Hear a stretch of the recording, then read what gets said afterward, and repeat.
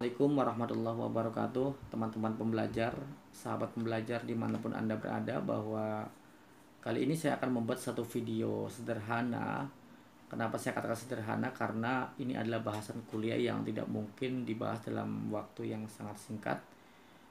Ini sebagai pengantar dari mata kuliah psikoterapi, tuntutan sebagai metode daring, maka saya menggunakan atau membuat video ini. Nah, tema kali ini dalam kuliah psikoterapi kita akan membahas tentang psikologi positif. Nah, apa itu psikologi positif? Bahwa psikologi positif adalah cabang ilmu baru di dalam ilmu psikologi. Nah, ini baru karena dia lahir tidak sama atau mendahului dari aliran psikologi sebelumnya seperti behavior, psikoanalisa, transpersonal, humanistik, dan lainnya. Dan hari ini, akhir-akhir ini sangat digandrungi orang-orang menggunakan pendekatan psikologi positif. Nah, psikologi positif berpandangan bahwa hidup itu harus memiliki satu kebermaknaan atau meaningfulness.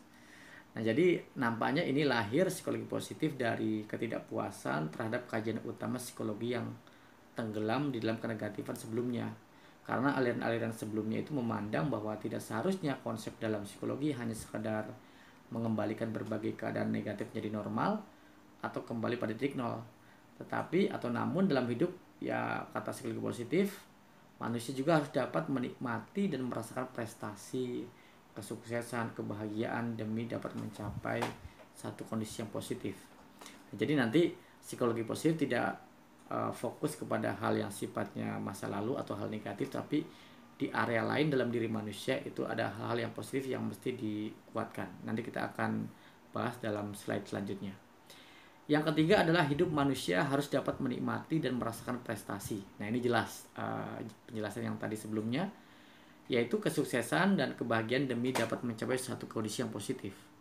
Jadi kita sebagai manusia mesti menikmati dan merasakan prestasi. Dan prestasi kesuksesan itu memang sudah ada di dalam diri kita. Oke, siapa sih tokoh yang mengembangkan psikologi positif? Nah, di sini dijelaskan bahwa Prof. Martin Seligman adalah penggerak atau penggagas pengembang psikologi positif, yang saat itu baru dipilih sebagai Presiden American Psychological Association pada tahun 1998. Jadi ini cukup baru ya.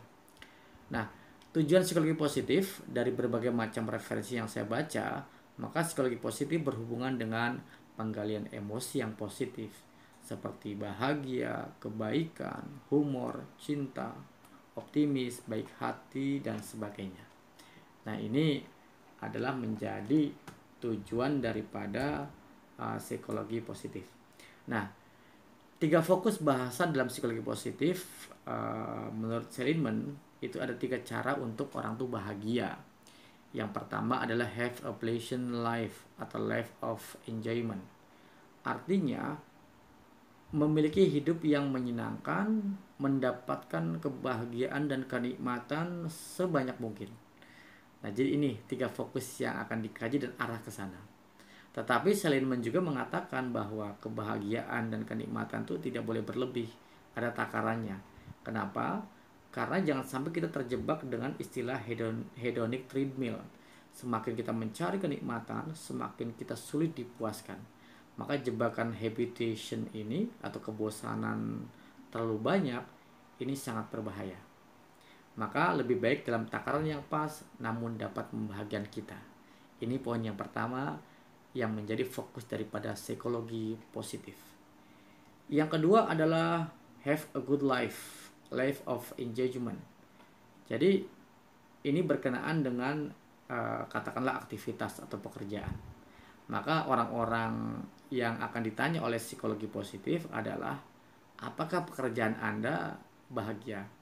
Apakah Anda nyaman dengan pekerjaan Anda? Apakah Anda menikmati dengan pekerjaan Anda? Maka di sini mesti nyaman. Kalau kita pendekatan psikologi positif, kita mencari ke sana, arahnya ke sana.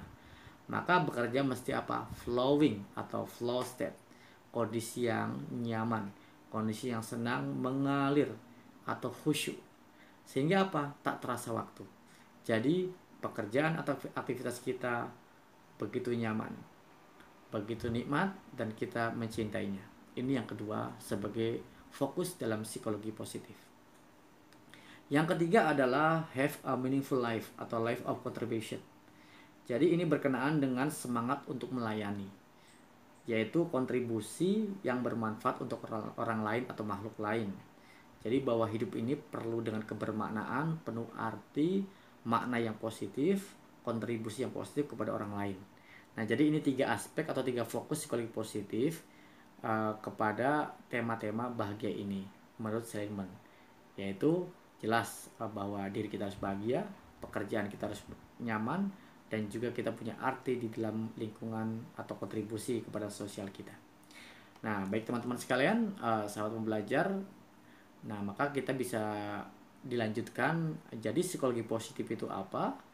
Di balik semua yang kita jelaskan tadi, yaitu fokus kepada strength ya, atau virtues. Nah, jadi meyakini dalam psikologi positif setiap manusia itu mempunyai satu kelebihan dan kekuatan yang bernilai, yang virtues, artinya kebajikan yang kita miliki, kekuatan unik karakter manusia yang perlu dikembangkan. Ini fokusnya ke sini. Dan juga mencapai well-being, kesejahteraan, happiness atau flourishing, yaitu kenyamanan. Jadi kebahagiaan. Maka di sini ada namanya authentic happiness, kebahagiaan yang sejati, yang sebenarnya sebagai tujuan akhir manusia. Bahwa psikologi positif itu berorientasi kepada hidup yang lebih baik, menyenangkan, emosi positif, memiliki kehidupan yang bermutu dan bermanfaat. Nah, jadi psikologi positif ini berasumsi atau meyakini bahwa di dalam diri manusia itu ada hal negatif, ada hal positif. Tetapi dia mengabaikan hal negatif tetapi memperkuat hal yang positif. Jadi hal-hal yang positif yang berupa kekuatan, berupa kelebihan itu yang diperkuat, yang diamplify untuk kesuksesan dia. Dia fokus kepada yang bahagia dia. Fokus kepada hal yang sifatnya sejahtera. Fokus kepada yang sifatnya kenyamanan. Fokus kepada hal yang menyenangkan. Ini adalah tujuan atau orang-orang yang mau psikologi positif akan mengarah kepada arah itu.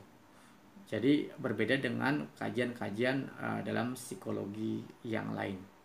Nah, virtues ini adalah kebajikan. Jadi setiap manusia itu diyakini dia punya virtue ya. Virtue itu kebajikan, seperti gula lah katakanlah. Gula itu punya karakter manis. Nah, kalau manisnya hilang maka gula tidak punya fungsi. Nah, disebut gula karena dia punya manis. Maka manis adalah virtue daripada gula. Nah, manusia menurut psikologi positif itu pasti punya virtue, punya kebajikan. Nah, disinilah secara alamiah, secara sunatullah ya, bahwa manusia itu mempunyai virtue.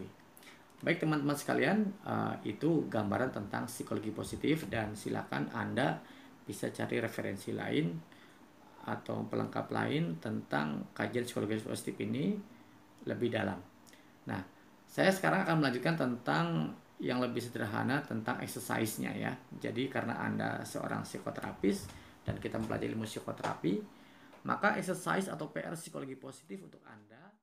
Selanjutnya tugas atau PR atau exercise ya, latihan kita di dalam psikologi positif ya, untuk kita pribadi ya, atau mungkin Anda nanti lakukan untuk orang lain. Pertanyaannya adalah, apa kelebihan Anda?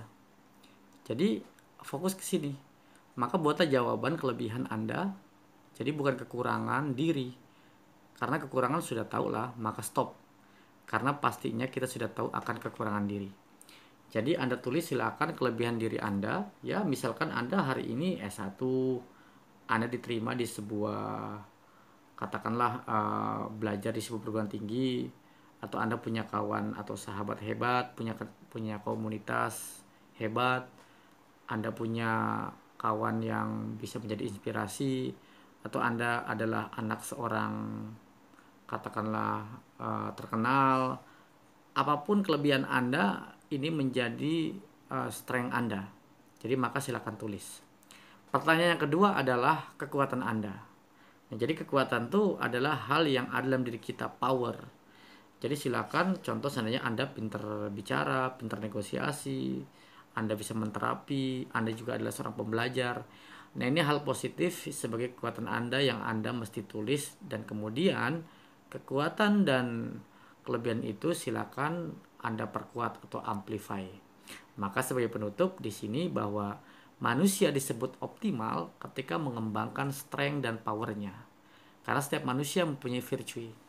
Jadi jelas bahwa dalam psikologi positif dikatakan bahwa kita disebut optimal ketika bisa mengembangkan strength dan power, kelebihan dan kekuatan yang sudah kita miliki, karena setiap manusia mempunyai virtue atau kebajikan. Seperti tadi bahwa yang secara otomatis manusia lahir punya kebajikan, punya kelebihan, punya power dan strength. Seperti gula pasti punya manis, garam pasti punya garam. Demikian teman-teman, mudah-mudahan bermanfaat video yang singkat ini sebagai gambaran diskusi kita. Dan tentunya ini sangat sederhana dan tidak mewakili, atau maksud saya tidak sangat lengkap sesuai dengan referensi yang Anda baca. Maka saran saya, rekomendasi saya, silakan Anda baca lebih dalam. Ini hanya sebagai pengantar diskusi kita. Terima kasih. Assalamualaikum warahmatullahi wabarakatuh.